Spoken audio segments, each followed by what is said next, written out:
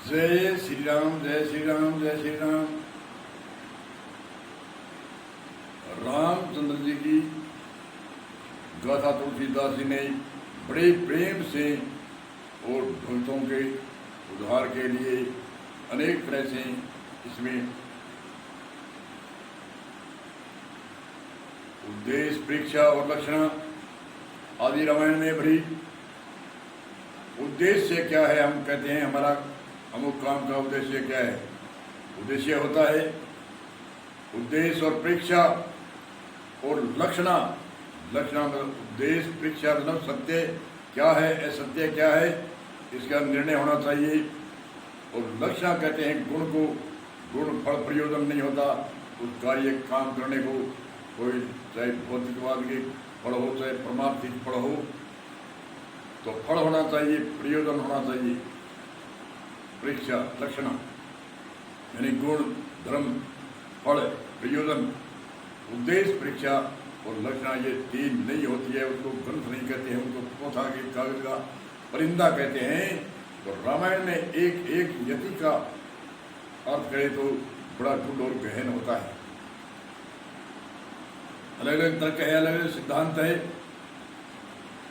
कई कहते हैं कि अनेक तरह की संप्रदाय, पंथ, मत हमारे भारत के अंदर फैल रहे हैं। कोई राम से चिढ़ता है, कोई ओम से चिढ़ता है, कोई सोहम से चिढ़ता है, कई अनेक सरगुण से चिढ़ते हैं, कई कैसे ऐसे अलग अलग चिढ़ते हैं। उनका हम समझ में नहीं लेने के कारण, हमारे समझ में नहीं होने के कारण हमें चिढ़ आती है, क्योंकि हम अधूरे, हमारे गुरु भी तो अधूरे और शिष्य भी अधूरा। गुरु अधूरा तो शिष्य अधूरा ही है। इसलिए मत पंथ संप्रदाय है जो वो तो चलाते हैं, उस समय तो ऐसे चलाते हैं हमारी ऐसी जीविका चले, जिससे ऐसे गुमराह करें, जैसे नया ज्ञान प्रकट करें, इनसे हमारी जीविका चले और जिज्ञासु वास्तावान है उसमें फंस जाते हैं और फिर आगे से आगे उनकी पीढ़ी चल जाती है। तो राम का अवतार कई मानते हैं, कई नहीं मानते हैं। पहले बताया था निमित्त अवतार और निमित्त अवतार और नित्य अवतार, तीन प्रकार की पार ब्रह्म परमात्मा की शक्ति होती है। अवतार का अर्थ होता है साकार शरीर धारण करना। अब कई कहते हैं हम निराकार को मानते हैं, साकार को नहीं मानते। अरे निराकार को कैसे मानते हैं? निराकार, साकार के बिना निराकार नहीं रहता, निराकार के बिना साकार नहीं रहता। ये निश्चय है। एक कोई अमुख आदमी मिला मुझको, उसने कहा मैं निराकार को मानता हूँ, ठीक, बहुत बहुत बढ़िया है। मैं प्राणों को नहीं मानता हूँ, ठीक, बहुत बढ़िया। निराकार को मानता हूँ, मैं साकार को नहीं मानता। देव लोग से वहाँ पर एक गुलाब का बूंदा था, गुलाब के बूंदे के बड़े बड़े लाल गुलाब के फूल। मैंने कहा ये क्या है? सामने वाला गुलाब का बूंदा है, पौधा है, तो इसके ऊपर क्या है? वो फूल है। बोले हाँ, इसमें सुगंध होती है, सुगंध है। आप ऐसे करो, वो सुगंध निराकार है, वो तो ले आओ और फूल को वही रखने दो। निराकार निराकार लेना और साकार वही छोड़ देना। वो कई देर से मेरे मुंह के सामने देखा, ऐसे कैसे होता है? आप निराकार को मानते हो तो निराकार तो ले आओ और साकार वहाँ छोड़ दो। निराकार के बिना साकार नहीं है और साकार के बिना निराकार। तुम है जगत, जगत है तुम्हें भिन्न ना बताओ। ऐसे राम अलग अलग मतपंथ संप्रदाय है। कई कहते हैं हम शब्द स्वरूपी राम को मानते हैं, और क्या किसको मानना है? कई उपदेश देते हैं शब्द स्वरूपी राम। उसका कहने का अर्थ है जो दशरथ के घर राम जन्मा था वो राम नहीं है, शब्द स्वरूपी राम है। जो शब्द है उसको हम राम मानते हैं। शब्द स्वरूपी राम, शब्द कह दिया और राम भी कह दिया। अब वो राम से उनको गिराते हैं, उनके शिष्य को, कर राम नहीं, वो शब्द स्वरूपी राम है हमारा। उसको ऐसे पता नहीं, अरे शब्द स्वरूपी राम, शब्द का ही नाम तो है और क्या है? सब में रमण है उसको राम कहते हैं, सब में व्यापक है उसको राम कहते हैं। ओम कहने का क्या अर्थ है? उसका गुण विशेषण क्या है? राम कहने का क्या अर्थ है? जो भी जिसने कई कहते हैं हमने 5 नाम दिए 7 नाम दिए तो उसके गुण विशेषण होते हैं, ऐसे नहीं होते। तो शब्द स्वरूप ही वो अर्थ है कि शब्द है, वैद को उसका स्वरूप है, उसको हम राम मानते हैं, ये उसकी कहने की भाषा है। तो उन शिष्य को पूरा समझाते नहीं है और समझाने की उनकी क्षमता भी नहीं है। और एकाल मूर्त है, एकाल मतलब एकाल, काल से रहित है वो राम। एक राम घट में, एक राम दशरथ करे डोले, एक राम का सकल बसारा, एक राम घट में बोले, एक राम सकल से न्यारा। तो अलग अलग विशेषण होते हैं। साकार के बिना निराकार नहीं रहता और निराकार के बिना साकार नहीं रहता। तुम है जगत जगत है, तुझ में भिन्ना बताओ। परमात्मा सब में व्यापक है। तो इसलिए अलग अलग घट रामायण में तो कई विद्वानों ने घट रामायण में अर्थ अलग किया है और समझाने के लिए किया है। कोई भी माध्यम, कोई भी चर्चा चलती है तो उनका कोई बार का आकार लेकर के वो ज्ञान के घटाते हैं। जैसे रामायण की जन्म से लेकर के और रावण तक के, भविष्य तक की आदि बीच में कथा गा के और बीच बीच में इसको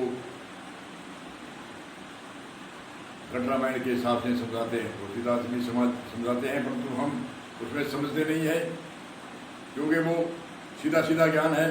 कह रहे राम जन्मे दशरथ के गर्दन में इतनी खुशी मनाई, ऐसे मनाई, विश्वामित्र आया, वो ले गया, यज्ञ करने के लिए ले गया, फिर धनुष को जा करके तोड़ा, धनुष को जा करके तोड़ के आए, राम को राज्य दिया और वनवास दिया, वन में गए, ऐसे गए वैसे गए।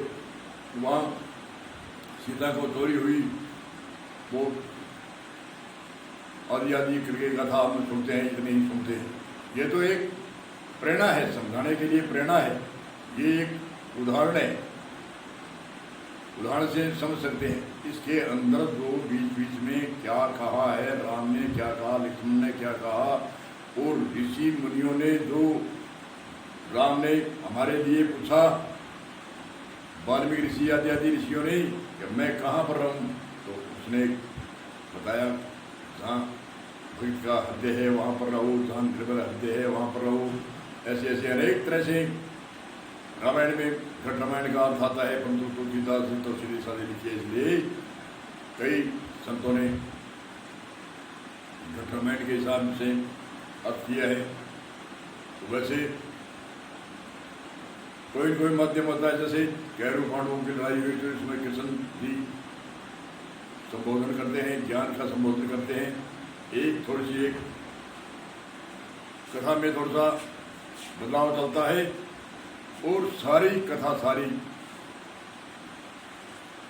कोई लड़ाई का विषय नहीं है। एक अध्याय के बाद में सभी जितने भी यथार्थ गीता है उसमें कोई लड़ाई का सिलसिला नहीं है। सिर्फ शरीर के साथ ही यज्ञ करता है, शरीर के साथ ही सब कुछ करना है।